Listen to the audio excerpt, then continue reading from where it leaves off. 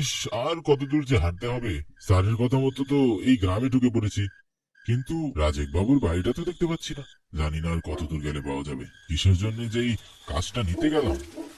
এ কি, হঠাৎ করে বৃষ্টি নামলো যে? ধুর, আজ পুরো দিনটাই খারাপ। রাতটা কি আর ভালো যাবে? কি করি এখন? এই বৃষ্টিতে যে ভিজলে শরীর খারাপ করবে। যাই দেখি, এখানে একটি কুঠির বাড়ি দেখতে পাচ্ছি। এই কুঠির বাড়িটির সামনে গিয়ে দাঁড়াই, অন্তত পক্ষে একটু হলেও বৃষ্টির হাত থেকে রক্ষা পাবো তো।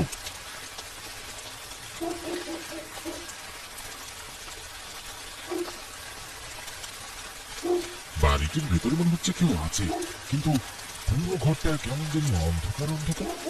বাইরে থেকে কিচ্ছু তো দেখা যাচ্ছে না। এই অবস্থায় কি বাড়ির ভিতরে যাওয়া উচিত হবে? না, থাক। বাড়ির বারান্দায় যে ঠাই মিলেছে এই অনেক। এই অবস্থায় ভিতরে গিয়ে আর কোনো কাজ নেই। কে? মনে হলো আমার কাঁধে কেউ হাত দিল, কিন্তু অন্ধকারে তো কিছু দেখতে পাচ্ছি না। মনের ভুল হবে হয়তো।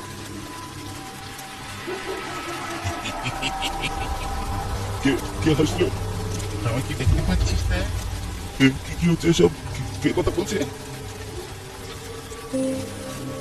এই যে দেখ, আমি তো তোর সামনেই দাঁড়িয়ে আছি। মানে কে আপনি? কোন গেলি রে সব? আয় দেখা দে, অতিথি এসেছি যে। কে হলো বলটা? দেখো, টাকাটা কি দিয়ে? তুই তাস খেলায় মেতেছি, বাইরে যে একজন অতিথি দাঁড়িয়ে আছে সেটা তো খেয়াল করিসনি। যা, এগে নিয়ে যা করে। তোমরা কারা? সে আমাদের চিনবি না, আমরা এখানেই থাকি আর মানুষ ধরে ধরে নিয়ে যাই। কোথায়? কোথায় নিয়ে যাও? অত কথা কিসের? আমি যা বলেছি তাই বল। আর একটা কথা বলাবি না বলে দিচ্ছি। বটা বটা, কি হচ্ছে এসব? কেউ কেউ আমাকে বলবে? তোর কথা শুনে কোনো লাভ নেই। আমরা তোকে যেখানে নিয়ে যাবো সেখানেই থাকবি এখন থেকে। না, আমি কোথাও যাবো না। কোথাও যাবো না আমি। যখন চলে এসেছিস তখন তো তুই আর ছাড়া পাবি না। কেন? কেন আমাকে এখানে নিয়ে আসলে? আহ, বলছি না একটা কথা বলবি না, তারপরে তোর মুখের থেকে পোকা পোকার বেরোচ্ছে। তবে রে, আমাদের বর্ডার মুখের উপর কথা বলছিস? দেখ এবার তুই কি হাল করি। আমার লাগছে, ছেড়ে দাও, ছেড়ে দাও, ছেড়ে দাও আমাকে। এত রাত হয়ে গেল, তারপরেও তো বাবুর কোনো কল আসলো না। তবে কি বাবুর কোনো বিপদ হলো? হ্যাঁ গিন্নি, তুমি দেখছি একটু বেশি চিন্তা করো। আমাদের মৈনাক বড় হয়েছে, সে একা যাতায়াত করতে অভ্যস্ত, আর তুমি বলছো কিনা বিপদে পড়বে। তুমি বুঝতে পারছো না গো, গ্রামের রাস্তাও সব। রাতের বেলা গ্রামে একা যাতায়াত মোটেও ভালো নয়, অনেক বিপদ থাকে। আমি তো গ্রামে বড় হয়েছি, তাই জানি এসব। এমনি এমনি তো আর চিন্তা হচ্ছে না। বাবুকে বারবার বলেছিলাম ওই দিকের কাজ না নিতে, তারপরেও সে আমার একটি কথাও শুনলো না। চলো তো গিন্নি, এখন ঘুমাতে হবে। আর কতক্ষণ এভাবে জেগে থাকবে? অনেক তো রাত হলো নাকি? আর একটু বসো না গো, হয়তো একটু পরেই বাবুর কল আসবে। একটু একটু করে তো অনেকক্ষণই কেটে গেল। ওইদিকে দেখো, ময়না পৌঁছে গিয়েছে গ্রামে। শরীর অনেক ক্লান্ত থাকায় কল করারও মনে নেই। কল না করেই হয়তো ঘুমিয়ে পড়েছে। না না, আমার বাবু এরকম না। সে পৌঁছে কল করবে বলেছে, সেহেতু সে কল না করে কিছুতেই ঘুমোবে না। তোমার সাথে পারা যাবে না। তোমার যেমন চাই করো তো, আমি চললাম। আমার ভীষণ ঘুম পেয়েছে। হ্যাঁ হ্যাঁ, যাচ্ছ তো যাও যাও। আমার তো মায়ের মন তাই ছটফট করছে। তুমি বুঝবে কিভাবে? আমি বাবুর কল না আসা পর্যন্ত এখানেই জেগে থাকবো। দেখি সে কতক্ষণে কল করে।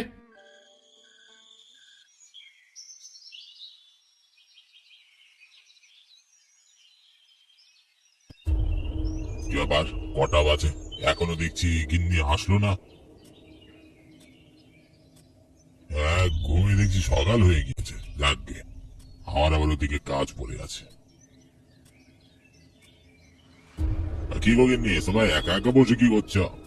রাত পেরিয়ে সকাল হয়ে গেল, এখনো বাবুর কোনো কল আসলো না। মনটা বেশ ছটফট করছে গো। বাবুর কোনো ক্ষতি হলো না তো? সেই রাত থেকে তুমি এখানেই বসে রয়েছো? একবারও ঘুমাতে যাওনি? না গো, কি করে আর ঘুম আসবে? চিন্তায় চিন্তায় তো আর চোখে ঘুম আসছে না। তুমি অযথাই বেশি চিন্তা করছো। হয়তো ময়না ঘুমিয়ে পড়েছিল তাই কল দিতে পারেনি। দেখো, কিছুক্ষণ বাদে হয়তো কল দিবে। আমার কথা মিলিয়ে নিও। সেটির অপেক্ষায় তো রয়েছি। আমি রোজ এই পথ ধরে পানি নিতে নদীতে যাই, কিন্তু কিছুদিন হচ্ছে সাত সকালে নদীতে পানি নিতে গিয়ে দেখছি এই বাড়িটার সামনে হাড় পড়ে থাকে। এসব কিসের হাড়? মনে হচ্ছে কিছু রহস্য আছে এর পেছনে। আজ বাড়িতে গিয়ে মাকে সব বলবো, দেখি মা কি বলে। ওরে বাবারে, হঠাৎ করে এইভাবে গাছ ভেঙে পড়লো কেন? ভীষণ বাতাস বইছে দেখছি। ওরে বাবারে, না না, এই অবস্থায় আর নদীতে পানি নিতে যাওয়া ঠিক হবে না। তাড়াতাড়ি করে বাড়িতে যেতে হবে।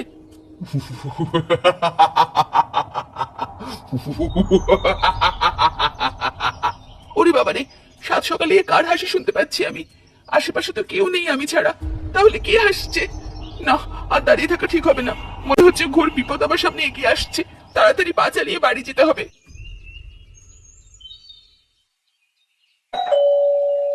দেখো তো গিন্নি কে আসলো। হয়তো আমার বাবুই এসেছে। এখানে বসে না থেকে তাড়াতাড়ি গিয়ে দরজাটা খুলো। হ্যাঁ হ্যাঁ, যাচ্ছি যাচ্ছি। বাবু এসেছিস? কাল রাতে কল করিসনি কেন? না গো কাকিমা, আমি মৈনাক না।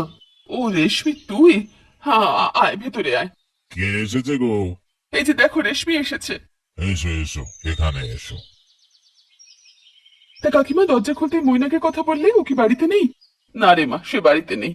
তার অফিসের একটি কাজে গ্রামে গিয়েছে। বলেছিলাম আজ সকালে রওনা দিতে, কিন্তু লেট হয়ে যাবে বলে কাল সন্ধ্যেতেই রওনা দিয়েছে। বলেছিল গ্রামে পৌঁছে কল দেবে, কিন্তু দেখ না মা, কাল রাত পেরিয়ে সকাল হয়ে গেল, এখনো কোনো কল করেনি। সে কি কাকিমা, কি শুনছি আমি এসব? তোর কাকু তো বুঝছে না, কিন্তু তুই তো একটু বুঝবি নাকি? আমি তো বুঝি কাকিমা। আচ্ছা, আর চিন্তা করতে হবে না, আমি কল করছি মৈনাককে। তারপর দেখো, আচ্ছা করে তোমার ছেলেকে বকবো। তখন কিন্তু তুমি আমায় কিছু বলতে পারবে না। আমি কিন্তু খুব করে তোমার ছেলেকে বকবো। না রে মা, কাল রাত থেকে আমি অনেকবার কলে চেষ্টা করেছি, কিন্তু কিছুতেই কল ঢুকছে না বাবুর ফোনে। হয়তো ফোনে চার্জ নেই, তাই হয়তো কল ঢোকেনি। আর জানোই তো গ্রামে নেটওয়ার্ক কেমন, এই কারণেও হয়তো ফোনে কল ঢোকেনি। দাঁড়াও, তাও আমি একবার কল করছি।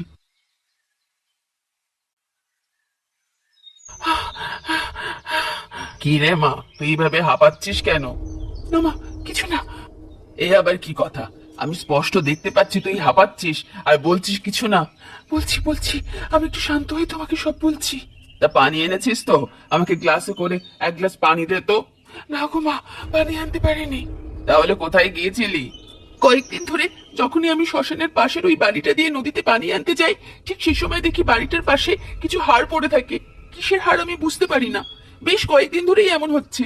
আজ ভেবেছিলাম তোমাকে বলবো। আজ আমি নদীতে পানি আনতে যাচ্ছিলাম, ঠিক সেই সময় আমার সামনে একটা বিরাট বড় গাছ মাটির উপর ভেঙে পড়ে। উথাল পাথাল বাতাস বইতে শুরু করে। আমি ভীষণ ভয় পেয়ে যাই। তাই ঠিক করে আজ নদীতে পানি নিতে যেতে পারিনি, সোজা বাড়িতে চলে এসেছি। আর ঠিক সেই সময় একটা ভয়ঙ্কর অট্টহাসি শুনতে পাই।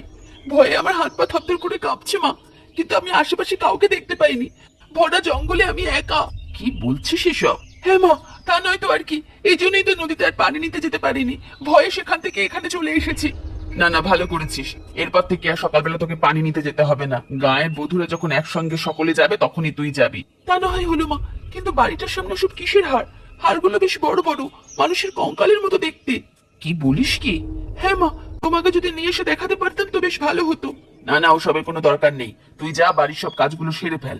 ওসব নিয়ে আর ভাবতে হবে না, যা হয়েছে হয়েছে। তুমি যতই নিষেধ করো না কেন, আমার মাথা থেকে ওসব চিন্তা কিছুতেই যাচ্ছে না। এর পেছনে কি রহস্য আছে আমাকে জানতেই হবে। তাই আজকে রাতে আমি ওই বাড়িটার সামনে যাব, দেখি কি হয় রোজ সেখানে।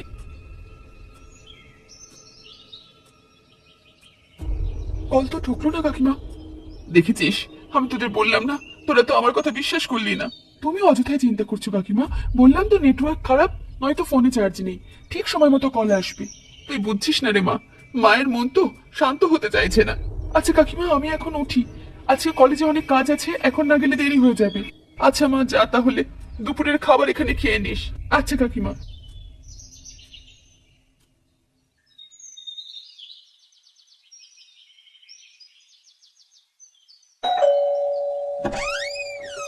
কি রে, বিকেল হয়ে গেল, এত পরে আসলি? আর বলো না কাকিমা, কলেজে অনেক কাজ ছিল, ভীষণ চাপ ছিল আজকে। আচ্ছা আয় দেখি, খেয়ে নে, অনেক বেলা হয়েছে। তা কাকিমা, মৈনাক কল দিয়েছিল? না রে মা, মনটা বেশ কু ডাকছে। আচ্ছা, এত চিন্তা যখন তোমার, তুমি আমাকে বলো তো, মৈনাক কোন গ্রামে গিয়েছে? আজই আমি রওনা দেবো সেখানে। না না, তোমাকে যেতে হবে না। সময় হলে মৈনাক একাই কল দিবে। না কাকু, কাকিমা ভীষণ দুশ্চিন্তা করছে, আমি একবার যাই। মৈনাক তো কাশিমপুর গ্রামে গিয়েছে রাজেক বাবুর বাড়িতে। অনেক নাম ডাক নাকি মানুষটার, সবাই এক নামে চেনে। তাহলে তো ভালোই হলো, আমি সহজেই মৈনাককে খুঁজে পাবো। তুই সত্যি যাবি বলছিস? হ্যাঁ গো কাকিমা, আমি কি তোমার সাথে হেয়ালি করছি? তোমার ছেলেকে তো আমি ভালোবাসি নাকি? আমারও তো চিন্তা হয়। 24 ঘন্টা হতে চললো, মৈনাকের কোনো খোঁজ নেই। আমি চুপচাপ কি করে বসে থাকবো বলো তো? আচ্ছা, আগে খাবি চল। না কাকিমা, আমি বাইরে খেয়ে নেবো। আজকে সন্ধ্যায় একটা ট্রেন আছে, সেটাতে করেই চলে যাই, নয়তো আজকে আর পৌঁছতে পারবো না। তুমি খেয়ে নাও মা, সারাদিন না খেয়ে থাকলে শরীর তো খারাপ করবে। না কাকু, আমাকে এক্ষুনি বেরোতে হবে, এক মুহূর্ত দেরি করে আর চলবে না। দেখি আজ কি হয় সেখানে। এই তো, এটাই তো সেই বাড়ি। কে কে কে আছো ভেতরে? কারো তো কোনো সারা শব্দ পাচ্ছি না। তাহলে কি বাড়িতে কেউ থাকে না? কিন্তু দরজা তো খোলা মনে হচ্ছে। দেখি ভেতরে গিয়ে কি হয়।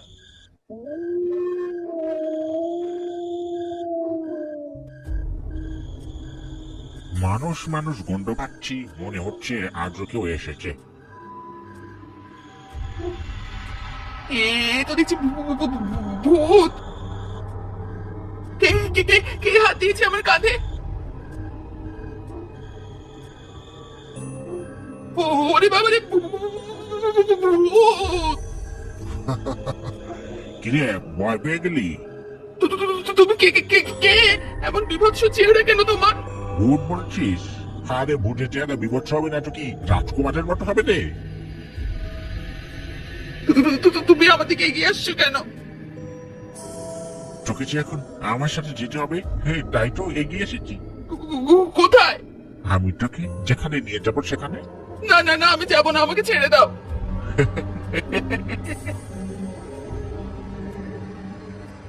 পৌঁছতে পৌঁছতে এত দেরি হয়ে যাবে বুঝতে পারিনি। কি কাজ করতে যে মৈনাক এত দূরে গ্রামে এসেছে কে জানে। বেশি পাকামি করলে যাওয়া হয়, কিন্তু রাতের বেলা আশেপাশে তো কোনো রিক্সা ভ্যানও পাচ্ছি না, এমনকি একটা মানুষও দেখছি না যেতে জিজ্ঞেস করবো। রাজেক বাবুর বাড়িটা যে কোথায় কে জানে। এত দূর পথ হেঁটে এলাম, একটা মাত্র বাড়ি চোখে পড়লো। দেখি এই বাড়িতে গিয়ে কাউকে জিজ্ঞেস করে যদি বলতে পারি রাজীব বাবুর বাড়িটা কোথায়। কাকিমা তো বলেছিল এই গ্রামের রাজীব বাবু অনেক বড় মাপের একজন মানুষ, সবাই তাকে চেনে। এ কি, দরজা তো খোলা, কিন্তু ভেতরে তো বেশ অন্ধকার, কিচ্ছু দেখা যাচ্ছে না। দেখি একবার ডাক দিয়ে দেখি কেউ আছে কিনা ভেতরে। কেউ আছেন ভেতরে? কেউ আছেন?